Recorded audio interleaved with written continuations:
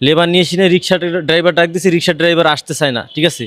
সে ভাবছে হয়তো তার গাড়িটা চুরি হয়ে যাবে, কিংবা আমি গাড়িটা চুরি করে ফেলাবো। মানুষের প্রতি বিশ্বাস হারাই ফেলাইছে, বুঝছেন।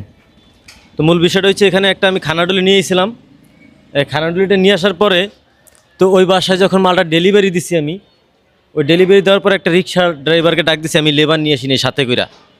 লেবার নিয়ে এসে রিক্সা ড্রাইভার ডাক দিছি, রিক্সা ড্রাইভার আসতে চায় না, ঠিক আছে।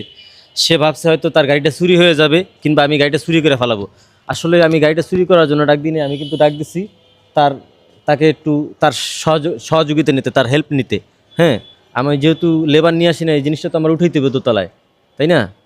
তো তারা ডাক দিছি, সে আসতে চায় না, বলে যে ভাই রিক্সা চুরি হয়ে যাবে এখানে রাইখে দোতলায় উঠলে।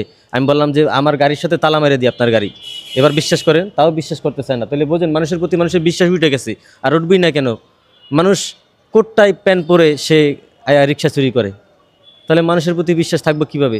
তো একজনের জন্য যে 10 জন নষ্ট হয়, এটাই বাস্তব, ঠিক আছে। তো ধন্যবাদ সবাইকে, ভিডিওটা সবাই শেয়ার করে দেবেন, ভালো লাগে জানাবেন কমেন্ট বক্সে। এই যে আমার গাড়ি।